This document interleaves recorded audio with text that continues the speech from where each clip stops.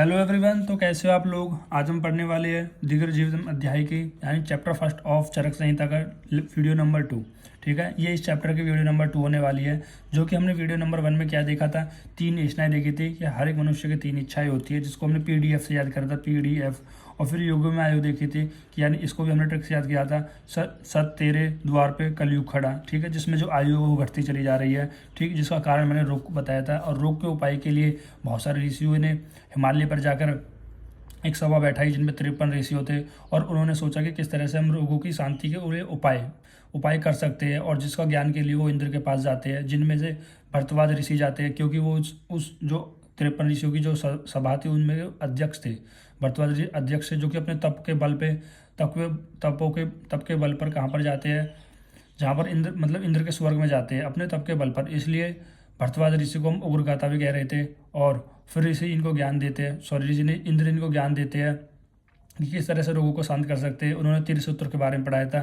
फिर जो यहाँ पर हमने त्रिसूत्रों के बारे में भी पढ़ा था। फिर उसमें पुरुषार्थ चतुष्टार्थ देखा था, यानी 4 ऐसे आरोग्य के कारण, अगर आप इनको फॉलो करते तो कोई भी आपको डिजीज नहीं होगी। फिर अनुबंध चतुष्टाय देखा था। फिर चतुर्वेद सूत्र देखा था, 4 सूत्र देखे थे। फिर आयुर्वेद का इतिहास देखा था, किस तरह से स्वर्ग से लेकर हमारे भूलोक में ये आयुर्वेद का इतिहास आया है। और उसमें कह रहा है कि उसके देखो इसकी ट्रिक भी देखी थी। इसकी ट्रिक मैंने आपको चरक संहिता के बेसिक्स में बताई थी कि अपराजित भेल और क्षार, अपराजित भेल और क्षार, इस तरह से मैंने ट्रिक आपको बताई थी कि जो 6 शिष्य थे हमारे पुनर्वसु आत्रेय को, जो कि पुनर्वसु आत्रेय को हम चरक संहिता के अंदर भगवान मानते हैं, क्योंकि इन्हीं के द्वारा जो चरक संहिता ज्ञान है वो एक दूसरे से पहुँचाया गया। फिर वहाँ पर त्रिसूत्र के बारे में मैंने बता दिया था, जिसका जो ज्ञान था हमारे भगवान इंद्र ने भरद्वाज ऋषि को दिया था। ठीक, जिसमें त्रिसूत्र क्या होते हैं, हेतुलिंग औषधम, इसी को हम त्रिसूत्र कहते हैं। फिर आयुर्वेद की परिभाषा हमने देख ली। आयुर्वेद की परिभाषा में क्या देखा था, 4 प्रकार की आयु होती है। उन 4 प्रकार की आयु के लिए क्या हित है, क्या अहित है। ठीक है, और आयुर्वेद हमें ये बताता है, इन 4 प्रकार की आयु से ही बताता है कि हम कितने लंबे समय तक जीवित रहने वाले हैं। ठीक है, फिर उसके बाद आयु के लक्षण हमने देखे थे। आयु के लक्षण इस तरह, इसको हम कैसे याद कर सकते थे, इसको मैंने बताना भूल गया था। सीसा से शरीर इंद्रिय सत्वात्मा, तो सीसा से याद कर सकते हो। ऐसे शरीर, आई से इंद्रिया, ऐसे सत्व, और ए से क्या हो जाएगी आत्मा। तो सीसा से आपको याद रह जाएगा आयु की परिभाषा, यानी कि एक शरीर होना चाहिए, इसमें इंद्रिया होना चाहिए, मन होना चाहिए, आत्मा, तब जाके पूरी एक आपकी लाइफ बनेगी। लाइफ कैसे बनती है, शरीर से, इंद्रिया से, मन से, आत्मा के, जब इनका सहयोग होता है तब आपकी एक लाइफ बनती है। ठीक, फिर उनके मैंने कुछ पर्याय बताए थे।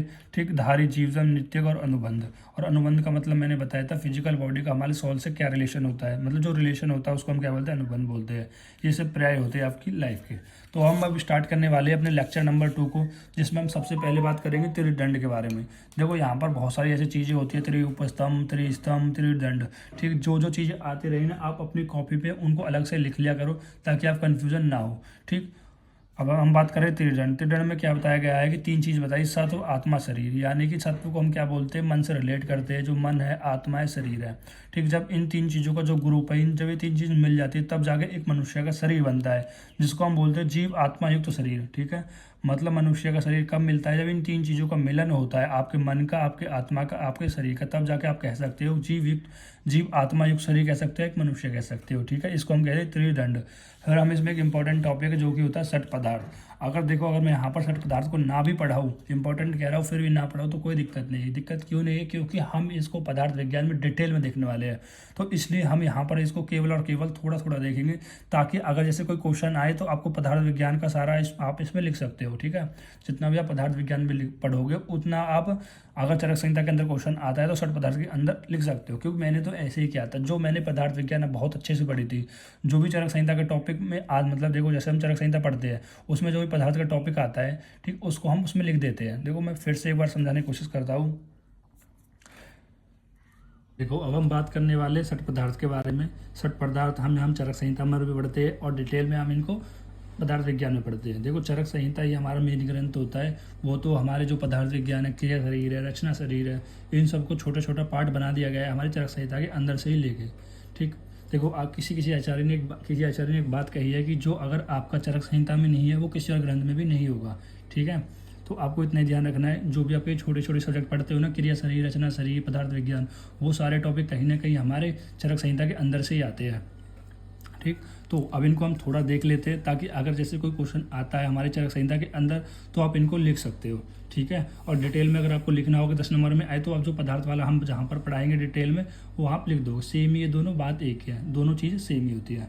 जैसे हम पहले पढ़ते हैं कि सठ पदार्थ, जैसे नाम से क्लियर, सठ का मतलब होता है छः पदार्थ। किसके अनुसार? हमारे आचार्य चरक ने। देखो यहाँ पर दो सीक्वेंस आते हैं, एक होता है हमारे चरक के अनुसार, एक होता है वैशेषिक दर्शन के अनुसार। वैशेषिक दर्शन के अनुसार क्या सीक्वेंस है? वैशेषिक दर्शन ने बताया था द्रव्य, गुण, कर्म, सामान्य, विशेष और समवाय। यानी पहले नंबर पर उन्होंने द्रव्य पे रखा था, दूसरे पे गुण को, तीसरे पे कर्म को, चौथे पे सामान्य को, पांचवें विशेष को, छठे पे समवाय को, ठीक है। और आचार्य चरक के अनुसार क्या सीक्वेंस है? सामान्य, विशेष, गुण, द्रव्य, कर्म, समवाय। जैसे हम आचार्य चरक का याद करेंगे क्योंकि हम चरक संहिता को पढ़ रहे हैं, ठीक। तो हमें चरक संहिता, देखो चरक संहिता के अनुसार पूरा सीक्वेंस याद रहना चाहिए। और आपको देखो वैशेषिक दर्शन का भी और चरक संहिता को, दोनों को सीक्वेंस आपको जरूर याद होना चाहिए, इंपॉर्टेंट है। तो चलिए स्टार्ट करते हैं। पहले हम थोड़ा सामान्य के बारे में देख लेते हैं। जैसे सामान्य नाम से ही क्लियर है, सामान्य के जैसे नाम से क्लियर है मतलब जैसे समान जैसी चीज़ों को वृद्धि कराना। जैसे कि अगर मैं जल में और ज़्यादा जल डालूंगा तो उसकी वृद्धि हो जाएगी, ठीक है। मतलब मांस खाने से मांस की वृद्धि, मतलब सामान्य मतलब जैसी वो चीज़ है उसको वैसी चीज़ को उसको उपयोग करा के ही उसकी वृद्धि कराना। नाम से ही क्लियर है, सर्वदा सर्वभाव सामान्य वृद्धि करना, मतलब हमेशा उसी भाव से जो वृद्धि होती है उसको हम क्या कहते हैं? सामान्य होते हैं। जैसे मैंने एग्जाम्पल आपको बताई दी गई है। जैसे कि अगर किसी, जैसे कोई पतला व्यक्ति, अगर आप उसको मोटा कराना है, ठीक, अगर आपको उसमें मांस की वृद्धि करानी है तो आप किसका सेवन कराओगे? मांस का सेवन कराओगे, जनरल सी बात है, नाम से ही क्लियर है, ठीक। मतलब जैसी वो सामान्य मतलब जैसा वो है वैसे ही उसकी वृद्धि कराने का। यहाँ पर देखो इसके प्रकार भी होते हैं, द्रव्य सामान्य, गुण सामान्य, कर्म सामान्य है, ठीक। और उसको हम डिटेल में हम देखेंगे वहाँ पर ही हम अपने पदार्थ विज्ञान के अंदर, ठीक। अभी मुझे नहीं लगता कि मैं इसके अंदर भी आपको इतनी ज़्यादा डिटेल बता दूँ, आपके कोई काम आने वाली है, क्योंकि आप उससे भी ज़्यादा डिटेल कहाँ पर पढ़ोगे? पदार्थ विज्ञान में ऑलरेडी पढ़ भी लिया होगा कुछ बच्चों ने, अगर नहीं भी पढ़ा है तो वहाँ पर पढ़ोगे। इतना बस आप थोड़ा डेफिनेशन आप याद रख सकते हो। फिर होता है विशेष। विशेष में क्या होता है? हास और हेतु विशेषस्य, मतलब इसमें क्या होता है? जो चीज़ों को घटाने मतलब जो चीज़ों को घटाने का जो कार्य करता है उसको हम क्या कहते हैं? विशेष। और यहाँ पर विशेष का एक और भी मतलब होता है कि मतलब जो भी ऐसे नित्य द्रव्य होते हैं उनमें कोई एक ऐसा स्पेशल फीचर होता है जो उनसे अलग करता है। देखो नित्य द्रव्य क्या होते हैं? नित्य द्रव्य होते हैं जैसे कि आपके, मैंने 9 कारण द्रव्य पढ़ाए थे ना आपको, अगर पदार्थ विज्ञान में आपको पता होगी, नहीं पता है तो मैं फिर बता रहा हूँ। कारण नित्य द्रव्य होते हैं जैसे 5 महाभूत आ जाते हैं जिनमें, और काल, आत्मा, दिशा, मन, ये हमारे क्या होते हैं? टोटल हमारे 9 कारण नित्य द्रव्य होते हैं। जो नित्य का मतलब होता है जो हमेशा प्रेजेंट रहते हैं, मतलब जो नित्य द्रव्य होते हैं उनमें एक ऐसा स्पेशल फीचर होता है जो उनको विशेष रूप से उनको अलग करता है। जैसे मैं बात करूँ पृथ्वी परमाणु की, ठीक, एक मतलब पृथ्वी परमाणु, तो पृथ्वी परमाणु क्या है? हमारा एक नित्य द्रव्य है, ठीक। और उस नित्य द्रव्य मतलब एक पृथ्वी परमाणु, जैसे बोल दिया मैंने, ये एक पृथ्वी परमाणु है, ये दूसरा पृथ्वी परमाणु, तो ये पृथ्वी परमाणु दूसरे पृथ्वी परमाणु से कैसे अलग होता है, इसको ही हम क्या कहते हैं? विशेष कहते हैं। मतलब ये इसकी स्पेशल प्रॉपर्टी है पृथ्वी परमाणु की, ये दूसरे पृथ्वी परमाणु से बड़ा है, ठीक है, छोटा है, जो भी है, मतलब अगर उसमें डिफरेंस पैदा कर पा रहा है पृथ्वी परमाणु तो उसको हम क्या कहते हैं? विशेष कहते हैं। फिर हम बात करते हैं, या और इस एग्जाम्पल बता दो, जैसे विशेष भी 3 प्रकार के होते हैं, द्रव्य विशेष, गुण विशेष, कर्म विशेष। जैसे कि अगर मैं बात करूँ द्रव्य विशेष की, मतलब जब भी द्रव्य विशेष का मतलब है, देखो विशेष का जनरली मतलब होता है घटाना, ठीक। तो आप ऐसे समझ सकते हो, जब बड़े हुए या जब किसी बड़े हुए द्रव्य को घटाने के लिए हमें अन्य द्रव्यों को प्रयोग करना पड़े। जैसे कि मैं कह दूं कि अगर शरीर में मांस की वृद्धि है, ठीक, अगर सामान्य होता तो मांस और ज़्यादा वृद्धि करता मांस खाने से, लेकिन यहाँ पर है हमारा विशेष। तो विशेष में क्या करेगा? अगर शरीर में मांस की वृद्धि हो, अगर आपको उसको घटाना है तो आप किसका यूज़ करोगे? अस्थि का प्रयोग करोगे, ठीक है। अभी अस्थि क्या है वो हम देख ही लेंगे, एक प्रकार की भस्म होती है, ठीक है, जो कि मांस को कम करने में यूज़ होती है। तो ये विशेष के अंदर आ जाती है, द्रव्य विशेष के अंदर। अगर हम गुण विशेष की बात करते हैं तो गुण के अंदर क्या आ जाता है? मतलब जब गुण के आधार पर किसी द्रव्य को घटाया जाए। जैसे मैं बोल दूं, अगर किसी की बॉडी में वात की वृद्धि है, जैसे मान लो कोई व्यक्ति है, तो इस व्यक्ति की बॉडी में वात की वृद्धि है, इस वात की वृद्धि, तो अगर आपको वात का शमन कराना है तो वात का शमन कराने के लिए आपको तेल का प्रयोग करना पड़ेगा, क्योंकि आपने पढ़ा होगा ना कि सामान्य औषध में देखो वात को कम करने के लिए हम तेल का प्रयोग करते हैं, और पित्त को कम करने के लिए घृत का, और कफ को कम करने के लिए हम शहद का या मधु जिसको हम बोलते हैं इसका प्रयोग करते हैं। तो ये सब कैसे हो जाता है? ये आ जाता है विशेष के अंदर, ठीक। फिर हम बात करते हैं गुण। गुण क्या होता है? हर एक वस्तु का अपना अपना गुण होता है। जैसे आपके भी कोई गुण होते हैं जिसकी वजह से कोई ना कोई आपकी ओर आकर्षित होता है, तो उसकी हम कहते हैं गुण, ठीक। अब जैसे ये पेन का भी गुण है, हर एक द्रव्य के गुण होता है। फिर हम बात करते हैं गुण की संख्या की, टोटल 41 है आचार्य चरक के अनुसार। जनरली हमें आचार्य चरक के अनुसार याद रखनी है कि आचार्य चरक ने गुण की संख्या 41 मानी है। जो होते हैं सार्था गुण, जिसके इंद्रिय गुण भी कहते हैं, जो 5 प्रकार के होते हैं, ये आपको नहीं पढ़ना है कौन कौन से होते हैं, आपको इतना पता, इनके नाम अभी आप ये याद कर लीजिए कि सार्थक गुण कितने होते हैं, संख्या याद कर लीजिए।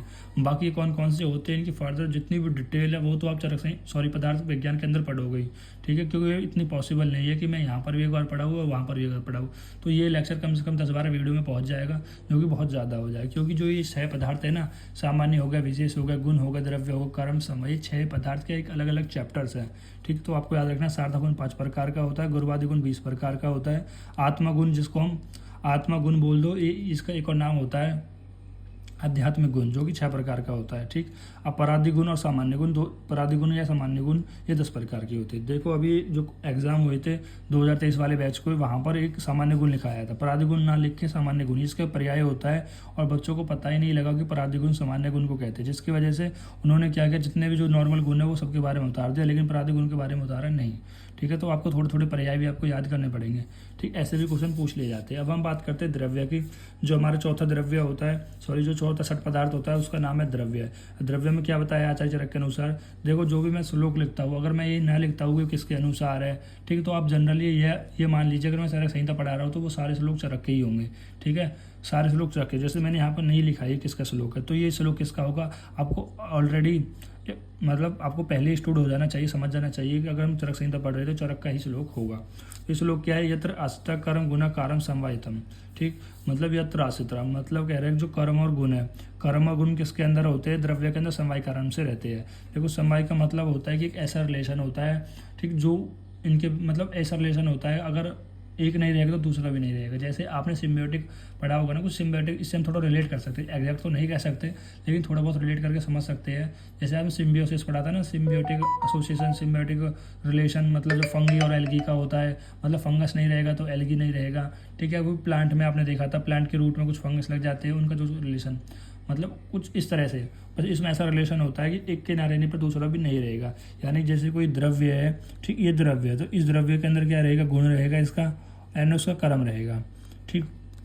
जैसे मैं इस पेन के एग्जांपल से बता देता हूँ, मैं इस पेन को क्या बोल रहा हूँ, द्रव्य कह रहा हूँ, तो इस द्रव्य के अंदर इसका गुण भी है, इसका कर्म भी। कर्म क्या होगा, इसका लिखने का होगा, गुण इसका कह रहा कलर, ये ब्लू कलर का है तो ये इसका गुण हो गया, ठीक। अगर मान लो मैं इस द्रव्य का विनाश कर दूँ, क्या ये लिख पाएगा, नहीं लिख पाएगा, क्या ये मुझे लीला दिख जाएगा, नहीं दिख जाएगा, क्योंकि वो नष्ट हो चुका है, मतलब वो बेकार हो चुका है। यानी द्रव्य के अंदर ही उसका गुण और कर्म रहता है, ठीक। अगर मैं इसको जला दूंगा तो क्या ये पूरा नष्ट हो जाएगा, क्या उसका गुण और कर्म रहेगा, बिल्कुल भी नहीं रहेगा। तो यही कहना चाह रहा है कि द्रव्य के अंदर जो गुण और कर्म है वो समवाय कारण से रहते हैं। समवाय का मतलब ये है, अगर द्रव्य मतलब ये इनके बिना नहीं रह सकता, मतलब द्रव्य नहीं तो गुण कर्म भी नहीं रहेंगे, ठीक। फिर यहाँ पर बताया गया है कि संख्या बताया गई, कारण द्रव्य की संख्या। देख 2 प्रकार के द्रव्य होते हैं, एक होते हैं कारण द्रव्य, एक होता है कार्य द्रव्य। और हम जानते हैं जितने भी कारण द्रव्य होते हैं वो किसी न किसी कार्य द्रव्य की उत्पत्ति करते हैं। मतलब हर एक चीज़ को उत्पन्न करने का जो कार्य होता है वो एक कारण का होता है। जैसे आप भी पढ़ रहे हो तो उसका भी एक कारण है, ठीक। आप वो क्या कारण है वो आपको पता है, ठीक। मैं आप पढ़ा रहा हूँ, ठीक, उसका कारण मुझे पता है। तो जितने भी जो भी चीज़ें होती है हमारे लाइफ में उन सबका एक कारण होता है। तो उसी तरह जो कारण द्रव्य होते हैं वो 9 प्रकार के होते हैं। देखो जिसका एक श्लोक आया, क्षय आदि नियमात्मा मनो कालो दिशा द्रव्य संग्रह। देखो क्षय आदि नाम का, क्षय का मतलब होता है आकाश और आदि का मतलब होता है कि और जो बाकी के महाभूत बसते हैं, ठीक। जैसे आप लिख देते हो ना कि बहुत सारे एग्जाम्पल लिखते हो, लास्ट में आदि लिख देते हो। आदि का मतलब क्या है, आदि का मतलब ये है कि और भी इसमें जो एग्जाम्पल वो भी आ सकते हैं। उसी प्रकार उन्होंने लिखे क्षय, क्षय का मतलब होता है आकाश और आदि, मतलब आकाश के बाद जो भी आने वाले जो महाभूत है उनके, ठीक, वो भी इसमें एग्जाम्पल रिलेटेड होंगे। यानी क्षय आदि यानी 5 महाभूत इसके अंदर आ गया, 6ठा हमारे पास आत्मा आ गया, 7वां मन आ गया, 8 काल हो गया, 9वां दिशा हो गया, ठीक। तो ये 9 कारण द्रव्य होते हैं। जैसे मैंने आपको संख्या भी बताई थी, कारण द्रव्य 9 प्रकार के होते हैं। तो 5 महाभूत, आत्मा, और ये इसी सीक्वेंस से, यानी कि 6ठे नंबर पे आत्मा आती है, 7वें मन आती है, 8वें पे काल आता है, 9वें पे दिशा आती है। अब ये कारण द्रव्य को भी हम कहाँ पर पढ़ेंगे, अपने जब हम पदार्थ विज्ञान के चैप्टर नंबर 3 पढ़ेंगे, द्रव्य का वर्गीकरण देखेंगे तो वहाँ पर देखेंगे। फिर आता है कर्म। देखो कर्म भी हमारा पदार्थ विज्ञान का 5वें नंबर के चैप्टर है, जिसमें हम देखेंगे कर्म क्या होता है। कर्म मतलब जितनी भी चेष्टाएं होती है या तत्क्रियते कर्म, ठीक, मतलब जो भी किया जाता है उसे कर्म कहते हैं। जो भी चेष्टाएं होती है उसे कर्म कहते हैं। मैं बोल रहा हूँ वो भी कर्म है, ठीक। आप कह रहे हो, चल रहे हो, भाग रहे हो, किसी चीज़, मतलब जो भी आप करते हो वो सब क्या होता है, कर्म। मतलब जो भी चेष्टा की जाती है वो कर्म कहलाती है। अब कर्म 5 प्रकार का होता है, उत्क्षेपण, अपक्षेपण, आकुंचन, प्रसारण, गमन। उत्क्षेपण, अपक्षेपण, आकुंचन, प्रसारण, गमन, जिसकी ट्रिक हमने कुछ इस तरह से याद करी थी। ऊपर आप आओगे जब आप पीजी करोगे, मतलब कह रहा बीएमएस के बाद, देखो आप ऐसे मान लो ना कि अगर आप बीएमएस कर रहे हो, बीएमएस के बाद अगर आपको और स्पेशलिस्ट करना है, ऊपर जाना है, तो आपको पीजी करनी पड़ेगी। तो यही कह रहा है कि ऊपर आप आओगे जब पीजी करोगे, पीजी करोगे तो ठीक है। इस तरह से मतलब कह रहा है आपको कोई कर्म करना है जिसकी वजह से आप ऊपर आओ। वो कर्म क्या है, वो आप पीजी करके, वही कर्म है, ठीक। उत्क्षेपण, अपक्षेपण, आकुंचन, प्रसारण, गमन। उत्क्षेपण का मतलब है कि जब हम किसी की द्रव्य को ऊपर की ओर फेंक दें, ठीक। जैसे कि हम बॉल को ऊपर की ओर फेंक देते हैं तो वो उसका जो गति हो जाती है, उसका जो कर्म होता है वो ऊपर की ओर हो जाता है। अपक्षेपण का मतलब ये है जब वो ऊपर की ओर, पहले तो ऊपर की ओर फेंका, उसके बाद मान लो हम गेंद को नीचे की ओर फेंक दे, तो ये क्या हो जाएगा, अपक्षेपण हो जाएगा, ठीक। आकुंचन का मतलब होता है कॉन्ट्रैक्शन। जैसे कि मैं इस एक मान लो ये थोड़ा गंदा सा है, ये क्लोथ है, इसको मैं अगर ऐसे कर दूं तो ये क्या हो जाएगा, आकुंचन हो जाएगा। मतलब कह रहा है जब शरीर के पास का जो सहयोग होता है उसको हम बोलते हैं आकुंचन, ठीक। फिर होता है प्रसारण। प्रसारण का मतलब होता है जो शरीर के दूर का सहयोग होता है। जैसे मान लो ये कॉन्ट्रैक्ट है, अब मैं इसको ऐसे खोल दूँ तो ये क्या हो जाएगा, शरीर के दूर का संयोग हो जाएगा, ठीक। इसको हम बोलते हैं प्रसारण। और गमन का मतलब होता है कि किसी भी डायरेक्शन में मूवमेंट हो सकती है, तिरछी हो सकती है, टेढ़ी हो सकती है, सीधी हो सकती है, मतलब जितनी भी प्रकार की और जो गति बचती है वो गमन के अंदर आ जाती है। और ज़्यादा डिटेल में हम कहाँ पर देखेंगे, हम देखेंगे पदार्थ विज्ञान पर। ये तो हम भी अपने चरक संहिता के अनुसार देखे थे, वहाँ पर हम वैशेषिक दर्शन के अनुसार भी देखेंगे, जहाँ पर उन्होंने मूसल यानी एक मूसल का और एक यहाँ पर ओखली यानी मूसल और ओखली का कुछ इस तरह से एग्जाम्पल लेके बताया है, ठीक है। फिर हम पढ़ते हैं समवाय। समवाय, समवाय में हम क्या देखते हैं, समवाय देखो, समवाय का मतलब समवाय का मतलब होता है कि तो मैंने अभी आपको बताया था ना, कहाँ पर बताया था, देखो यहाँ पर जो बताया था, मतलब जो द्रव्य के अंदर है उनके जो गुण है उनको आप अलग नहीं कर सकते। जैसे यहाँ पर लिख भी रहा है कि समवाय अपृथक भाव, यानी समवाय के अंदर अपृथक। अपृथक का मतलब होता है कि आपको इनडिफरेंशिएट या डिफरेंशिएट नहीं कर सकते, मतलब आप उनको अलग नहीं कर सकते। जैसे कि मैं बात करूँगी, जैसे पृथ्वी आदि महाभूत है, तो पृथ्वी आदि के महाभूत है तो उनके पृथ्वी का जो गुण होता है उसको आप अलग नहीं कर सकते। पृथ्वी का गुण क्या होता है, पृथ्वी का गुण होता है गंध। जैसे हर एक महाभूत का गुण होता है, जैसे आकाश का हो जाता है शब्द और वायु का हो जाता है स्पर्श, ठीक। उसी तरह पृथ्वी का भी एक गुण होता है जिसको हम बोलते हैं गंध। तो उनसे आप अलग नहीं कर सकते, यानी पृथ्वी महाभूत से आप गंध को दूर नहीं कर सकते। अभी गंध क्या है, देखो जब भी जैसे मौसम में बारिश, मतलब जब भी हमारे प्रकृति में बारिश पड़ती है तो वो जो बारिश का जो पानी है वो कहाँ पर गिरता है, मिट्टी पर गिरता है। मिट्टी पर गिरने के बाद उसमें से खुशबू आती है, और खुशबू आने के बाद जब आप उसे सूंघते हो, मतलब जो आपको स्मेल आती है वो कितनी अच्छी आती है, तो वो होती है पृथ्वी महाभूत की गंध होती है। तो उनको आप अलग नहीं कर सकते। वो कैसे होते हैं, वो समवायी होते हैं। तो इस प्रकार से हमारे छठ पदार्थ यहाँ पर कंप्लीट होते हैं। और ज़्यादा डिटेल में अगर आपको चाहिए तो आप मेरी वीडियो देख सकते हो, ठीक है, या फिर आप कहीं से भी देख सकते हो। जब आप पदार्थ विज्ञान पढ़ोगे और उनको डिटेल में पढ़ोगे, ठीक। अगर कभी भी चरक संहिता में छठ पदार्थ के बारे में आए तो इतने, अगर 10 नंबर में तो इतने याद रख लेना, आपको सीधा का सीधा पदार्थ विज्ञान के सारे टॉपिक यहाँ पर लिख डालें जितना आपको याद आते हैं। देखो अब हम बात करने वाले हैं आयुर्वेद के प्रयोजन के बारे में। जैसे कि हमने अष्टांग हृदय में पढ़ा था, ठीक है। अष्टांग हृदय में आप लोगों ने पढ़ा होगा कि आयुर्वेद का प्रयोजन क्या है। वहाँ पर एक डेफिनेशन पढ़ी होगी, जहाँ पर वो डेफिनेशन थी, देखो हमारे अष्टांग हृदय के अनुसार जो आयुर्वेद का प्रयोजन था वो था स्वास्थ्य से स्वास्थ्य रक्षणम आतुरस्य विकार प्रशमनम, मतलब स्वास्थ्य व्यक्ति के स्वास्थ्य की रक्षा करनी है, अगर उसको डिजीज हो जानी है तो उसको प्रिवेंट करना है, ठीक है। तो वो होती है हमारे आयुर्वेद की प्रयोजन अकॉर्डिंग टू अष्टांग हृदय, ठीक है। लेकिन यहाँ पर हम चरक संहिता के अनुसार देखते हैं कि आयुर्वेद का क्या प्रयोजन है। प्रयोजन का मतलब होता है एम ऑफ आयुर्वेद, ठीक। जहाँ पर है कार्य धातु साम्य ही उच्यते, धातु साम्य क्रिया चौकते तंत्रमाश्यम प्रयोजनम। यहाँ पर एक ही प्रयोजन बताया गया है। यहाँ पर प्रयोजन ये है कि आपकी जो धातुएं होती है, धातु कौन कौन सी होती है, जो आपकी 7 प्रकार की धातु होती है रस से लेकर शुक्र तक, उनको बैलेंस करना है, ठीक है। मतलब उनको बैलेंस करना है। जैसे यहाँ पर लिख भी रहा है कार्य धातु साम्य, मतलब जो आयुर्वेद का जो कार्य होता है वो क्या होता है, कार्यम धातु साम्य, मतलब धातु को बैलेंस करना ही आयुर्वेद का कार्य होता है। धातु साम्य क्रियाम चोक्ता तंत्रमाश्यम प्रयोजनम, और आयुर्वेद का यही प्रयोजन होता है, धातु को बैलेंस करना ही, ठीक। जैसे यहाँ पर लिख भी रहा है कि धातु साम्य करना ही आयुर्वेद का प्रयोजन होता है। तो आपको क्या प्रयोजन मिला, वहाँ पर क्या मिला था कि स्वस्थ व्यक्ति की स्वास्थ्य की रक्षा करनी है, अगर उसको किसी कारण वजह से डिजीज हो जाती है तो उसको चिकित्सा करनी है, ठीक है। फिर यहाँ पर क्या है, यहाँ पर है कि जो भी आपकी बॉडी में 7 धातुएं होती है, ठीक, उनको साम्य रखना है, बैलेंस रखना है। इनके अनुसार ये है कि अगर आपकी बॉडी की जो 7 धातुएं होती है अगर वो बैलेंस रहेंगी तो आपको कोई डिजीज भी नहीं होगी। यहाँ पर इसलिए आयुर्वेद का एम भी यही बताया कि धातु को साम्य करना है।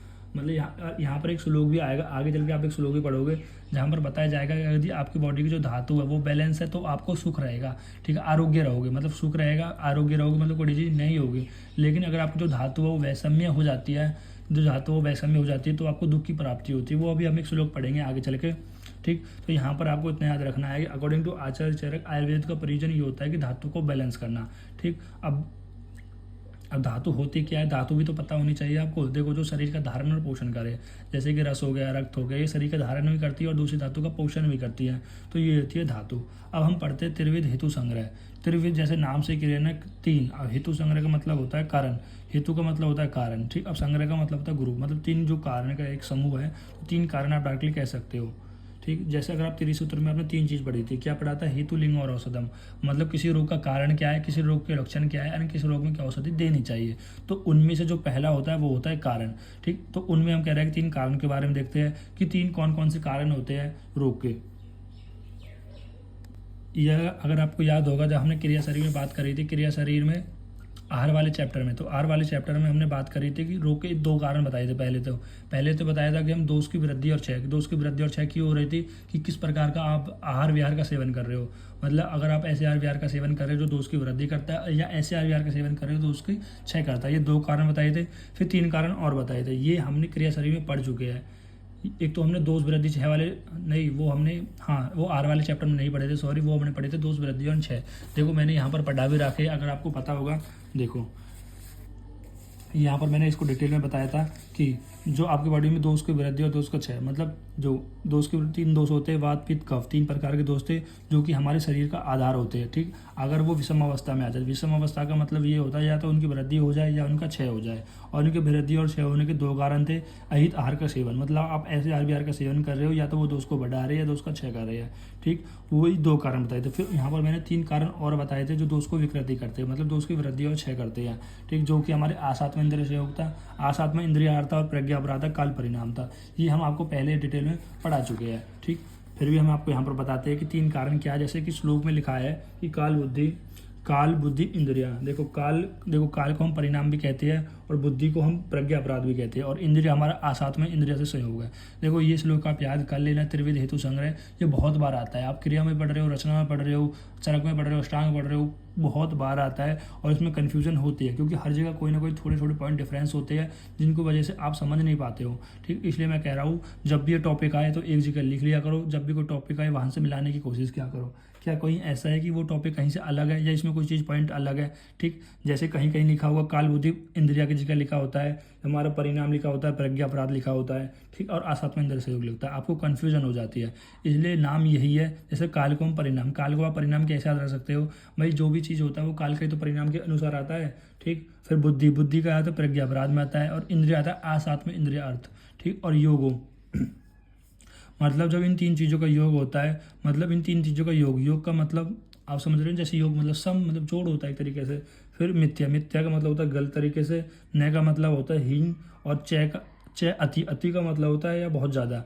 मतलब अगर आप काल का, बुद्धि का, इंद्रिया का, ठीक, इनका जो योग अगर आप इन गलत तरीके से यूज़ करते हो या बहुत कम करते हो या बहुत ज़्यादा करते हो, तो यही कारण होते हैं आपके रोग के, ठीक है। ये तीन कारण होते हैं रोग के, ठीक है। द्रव्य आश्रय क्या मतलब होता है, देखो द्वय का मतलब होता है दो, और आश्रय का मतलब आप जानते ही हो, मतलब व्याधि। आश्रय का मतलब होता है कि व्याधि का जो आश्रय, आश्रय का मतलब हो किसी रहने के लिए जगह दे, किसको रहने के लिए जगह दे, व्याधि को, ठीक। मतलब व्याधि के दो आश्रय बताए गए, और व्याधि के दो आश्रय कौन कौन से होते हैं, शरीर और मन। शरीर और मन ये व्याधि के दो आश्रय होते हैं।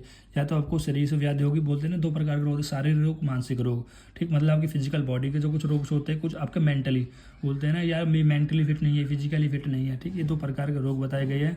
एंड त्रिविध हेतु संग्रह, ठीक। मतलब ये तीन कारण होते हैं, मतलब ये तीन कारण होती है, ये तीन कारण। तो फिर से मैं बता रहा हूँ, रोग के तीन कारण बताए कौन कौन से, काल बुद्धि इंद्रिय। मतलब अगर आप इन तीनों का जो योग है, अगर आप उनको बहुत ज़्यादा गलत तरीके से यूज़ करो या यूज ना करो या बहुत ज़्यादा यूज़ करो, तो उनकी वजह से आपको दो व्याधि हो सकती है, मतलब दो व्याधि हो सकती है, जो कि शरीर और मन, ठीक। ये तीन कारण होते हैं। देखो अब शरीर और मन क्या होते हैं, रोगों के त्रिविध कारण होते हैं, मतलब रोगों के त्रिविध कारण की वजह से शरीर और मन को आपको व्याधि होती है, ठीक। अब ये त्रिविध कारण कौन कौन से, काल बुद्धि और इंद्रिय। काल को हम टाइम से रिलेट करते हैं, बुद्धि इंटेलिजेंस, एंड इंद्रिय मतलब सेंस ऑर्गन, ठीक।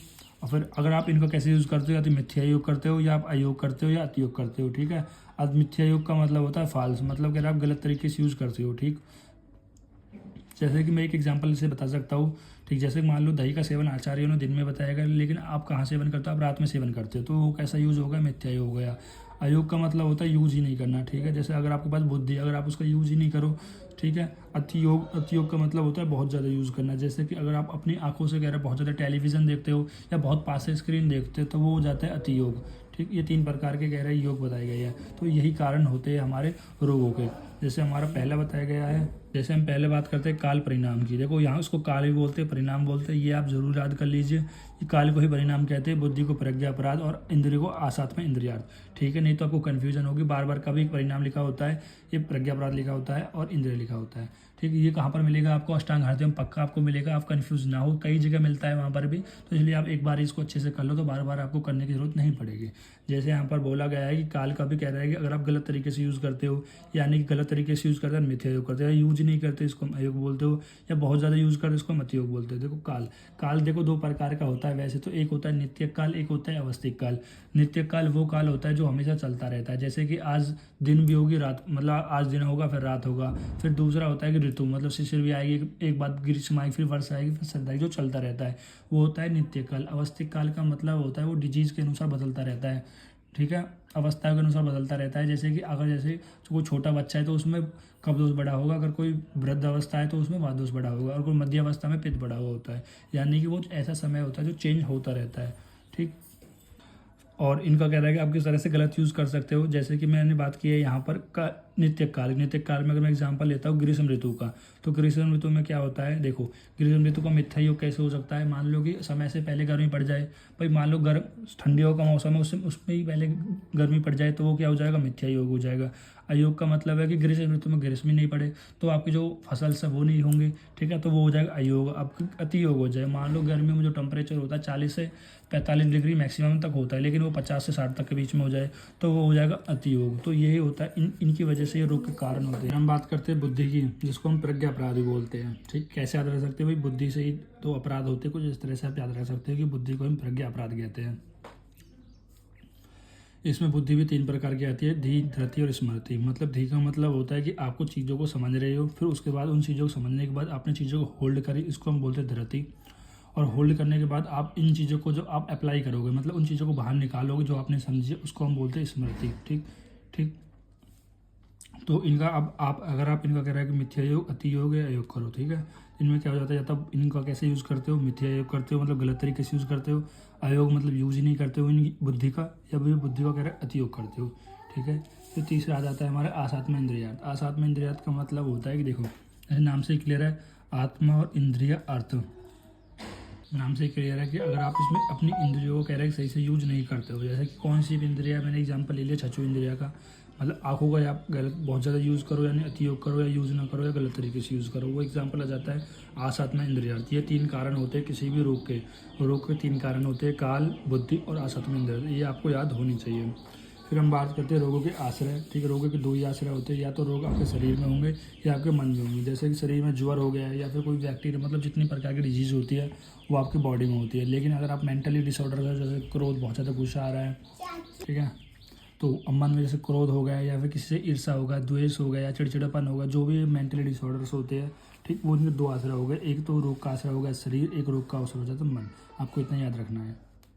तो यहाँ पर एक पॉइंट आता है कि जैसे हमने बताया ना कि रोग के 2 आश्रय होते हैं, रोग के 2 आश्रय शरीर और मन। यहाँ पर एक आता है कि आत्म रोग का आश्रय नहीं, यानी कि आपने ये कह दिया कि आपको जो रोग का आश्रय है वो शरीर होगा, मन होगा। शरीर के अंदर आत्मा भी तो होती है, फिर आत्म रोग का आश्रय क्यों नहीं होती? क्योंकि शरीर का जो पार्ट है वो आत्मा भी शरीर के अंदर ही आती है, तो फिर जो रोग होना है वो आत्मा को भी होना चाहिए, लेकिन आत्मा को रोग नहीं होता। जहाँ पर एक श्लोक के माध्यम से उन्होंने बताने की कोशिश की है, जो आत्मा होती है वो निर्विकार होती है। ठीक, निर्विकार का मतलब होता है उसमें कोई भी विकार नहीं होते। ठीक, और प्रस्तव आत्मा मतलब होती है परमात्मा, मतलब परमात्मा। ठीक, सतभूत गुण इंद्रिय, मतलब जो मन होता है, जो हमारे पंच महाभूत होते हैं, जिन पंच महाभूत के जो गुण होते हैं और इंद्रिया होती है, उन सबसे कैसी होती है? रहित होती है। ठीक, मतलब ना उनमें कोई महाभूत होता है, ना मन, ना गुण होता है, ना इंद्रिय होती है, मतलब इन सबसे रहित होती है, मतलब इन सबसे फ्री होती है। ठीक है, हम चैतन्यम कारण, और चेतना का कारण होता है नित्य दृष्टा, मतलब नित्य मतलब ये हमेशा प्रेजेंट रहती है, और नित्य दृष्टा पश्यति ही क्रिया, और जितनी भी क्रिया होती है उस सबको देखती रहती है।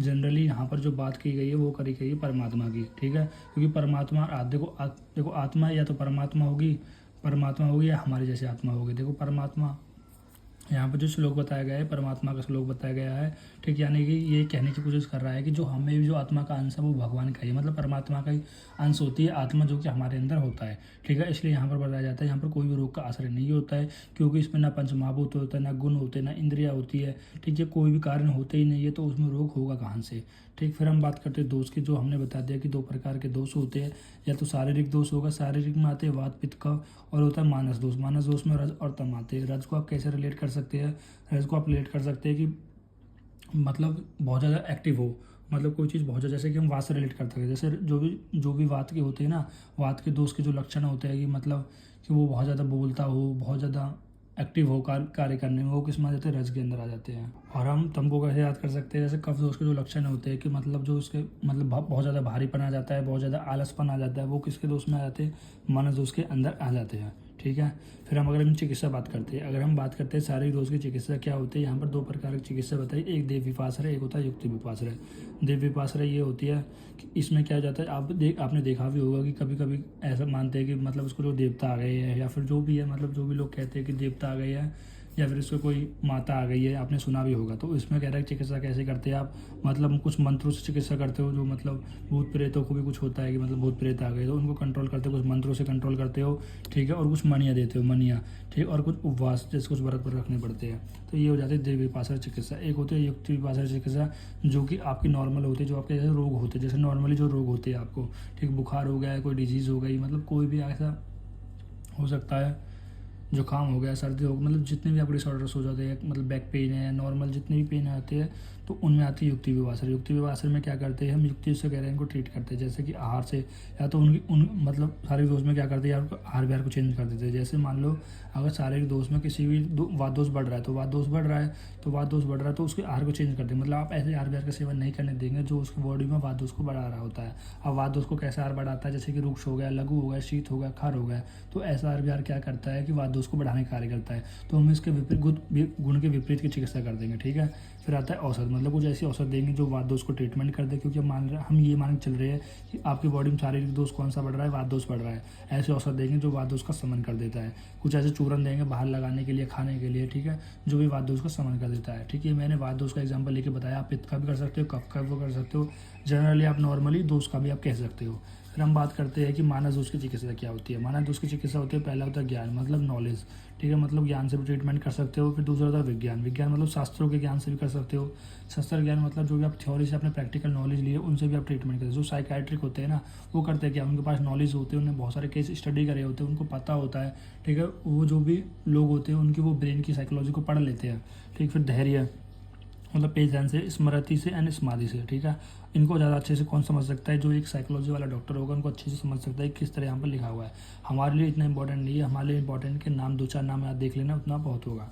फिर हम बात करते हैं, फिर यहाँ पर बात करते हैं हम जो शारीरिक दोष की हमने चिकित्सा बताई है, ठीक। शारीरिक दोष कौन कौन से, वात दोष, पित्त दोष, कफ दोष, ठीक है। तो इनके अब हम दोष के लक्षण और चिकित्सा देखेंगे, मतलब शारीरिक दोष के क्या लक्षण और इनकी क्या चिकित्सा है। ये तो हमने ऊपर से देख ली कि किस तरह से हम चिकित्सा करते हैं, देव विपाश्रय, युक्ति विपाश्रय।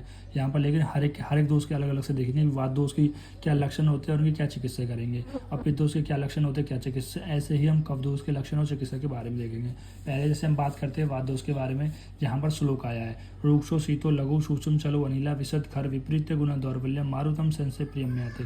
देखो मैं इसे समझाने से पहले एक बात बता दे जाऊँ, अगर आपने अष्टांग हृदय का श्लोक याद करा हुआ जो कि वात दोष का कुछ इस प्रकार था, तत्तर रूक्षो लघु शीत खर सूक्ष्म चलो अनिला, ये किसके अनुसार था, ये हमारे वाग्भट के अनुसार था। अगर आपने वो वाला श्लोक याद किया है तो वो भी ठीक है, अगर आपने चरक्का किया है तो चरक्का कर लेना, ठीक। जनरली टीचर यही कहते हैं कि आप अष्टांग कब कर लो और आप चरक कब कर लो, लेकिन मैं भी एक स्टूडेंट हूँ तो मुझे पता है कि आपको ये सब चीज़ें इतनी जल्दी याद नहीं होती है। तो आपको मैं कहता हूँ केवल आप ये एक याद कीजिए, या तो आप चरक के याद कर लीजिए या आप अष्टांग के याद कर लीजिए।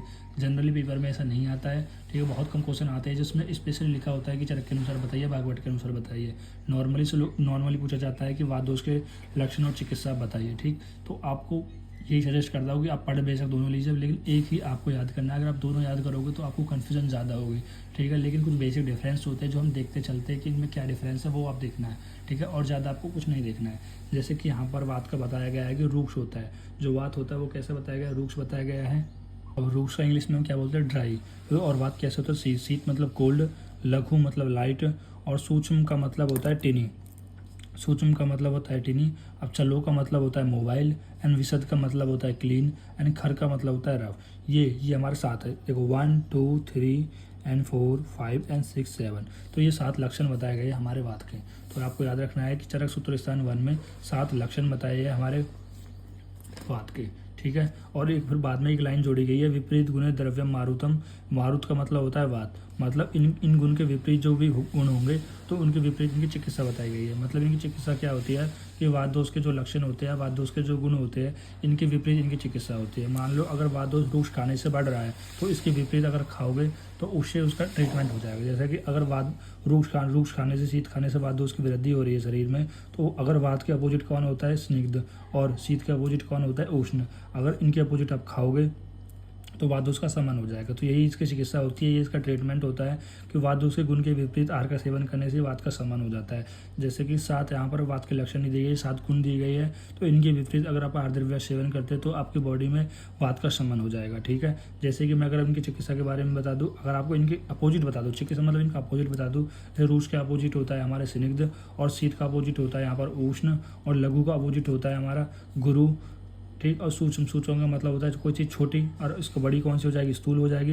एंड चल का मतलब होता है कोई चीज़ मोबाइल मूवमेंट करती है, तो फिर इसका अपोजिट क्या हो जाएगी, जो चीज़ मूवमेंट नहीं करती है मतलब स्टेबल हो, तो इसके अपोजिट चल के अपोजिट हो जाएगी स्थिर, और विशद के अपोजिट हो जाएगी क्लीन, ठीक। और पीछे और इसका विशद का मतलब होता है क्लीन, और इसके अपोजिट हो जाएगी पिछल, ठीक है। और खर का मतलब होता है रफ, तो इसके अपोजिट हो जाएगा कोई चीज़ जो सॉफ्ट हो, इसको हम बोलते हैं सिलेक्शन। तो इस तरह से आप साइड में आप लिख भी सकते हो, जैसे यहाँ पर लिखा हुआ है, आप चिकित्सा डाल के जो मैंने पॉइंट बताए गए इनके साथ में ले सकते हो। यानी कि आप एक जगह क्या लिखो, आप एक जगह लक्षण लिख सकते हो कि 7 लक्षण लिखे, फिर एक जगह इनकी चिकित्सा लिख दोगे, ठीक है। मतलब इन लक्षण के अपोजिट आप लिख दोगे तो वो क्या हो जाएगी, उसकी चिकित्सा हो जाएगी, ठीक। तो इस तरह भी कर सकते हो। देखो जब हम अष्टांग हृदय में पढ़ेंगे तो वहाँ पर 20 गुण का 20 गुण बताए जाएंगे। यहाँ पर एक श्लोक आता है, गुरु मंद हिम स्निग्ध सिलेक्शन शांतर मृदु स्थिर सूचम विसिद्धा। तो इसके विपरीत जो भी गुण होते हैं, ये 10 गुण मैंने अभी श्लोक में बताया, इसके विपरीत 10 गुण और होते हैं, ठीक है। अगर आप इनको याद कर लोगे तो वही जो गुण होते हैं वो सभी में कह रहा है कि आते हैं। अगर आप इन 20 गुणों का जो मतलब समझ लेते हो ना, चाहे रूक्ष का मतलब ड्राई होता है, शीत का मतलब कोल्ड होता है, तो वो सारे गुण वहीं पर ही हम डिटेल में देख सकते हैं, ठीक है।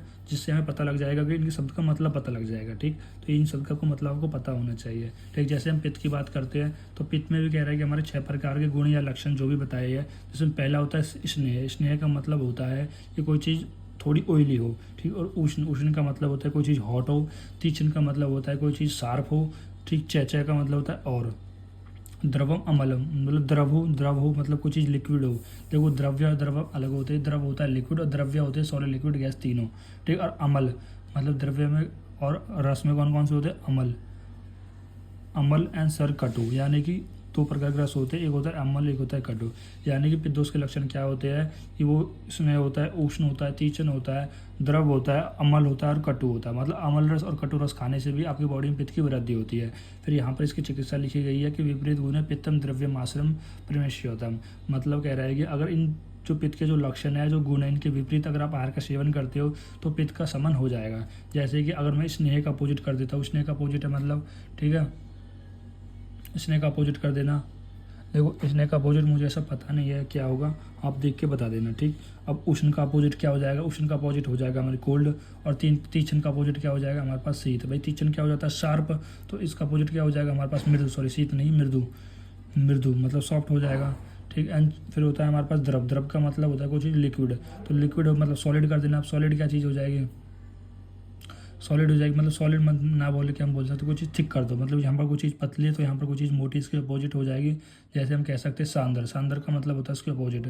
फिर हो जाता है हमारे पास रस में अमल हो जाएगा एंड देन अमल हो जाएगा एंड कटु हो जाएगा। तो अमल रस के इनके अपोजिट क्या कर सकते हो, देखो अगर आपको पता होगा तो जब हमने 6 रस में देखा था मधुर अमल लवन कटु तिक्त कसाय, तो ऊपरले जो 3 रस थे वो हमारे वात का कम करते थे, कफ की वृद्धि करते थे, और निचले जो 3 रस थे वो वात की वृद्धि करते थे, कफ का शमन करते थे, ठीक है। और बीच के जो 3 रस थे वो क्या करते थे, पित्त की वृद्धि करते थे। यानी इनके विपरीत 3 रसों की आप बात कर रहे हो, यानी मधुर तिक्त कसाई की बात कर रहे हो, जो करते क्या है, कफ का पित्त का शमन करते हैं, ठीक है। तो ये इनकी चिकित्सा भी हो जाएगी। इस तरह से आप याद रख सकते हो। फिर हम बात करते हैं कफ की। कफ में क्या है, गुरु, शीत, मृदु। देखो यहाँ पर 7 लक्षण बताए गए। पहला गुरु, शीत, मृदु, स्निग्ध, मधुरम, स्थिरम, विचलम। ठीक है, ये 7 प्रकार के लक्षण बताए गए हैं। जैसे गुरु को हम हैवी बोलते हैं, शीत को कोल्ड बोलते हैं, ठीक, और मृदु को क्या बोलते हैं, सॉफ्ट बोलते हैं, स्निग्ध को हम ऑयली बोल देते हैं थोड़ा, मधुर आप जानते हैं स्वीट, एंड स्थिर मतलब स्टेबल, एंड पिछल का मतलब होता है स्टिकी, मतलब स्टिकी नेचर हो, स्टिकी हो थोड़ा।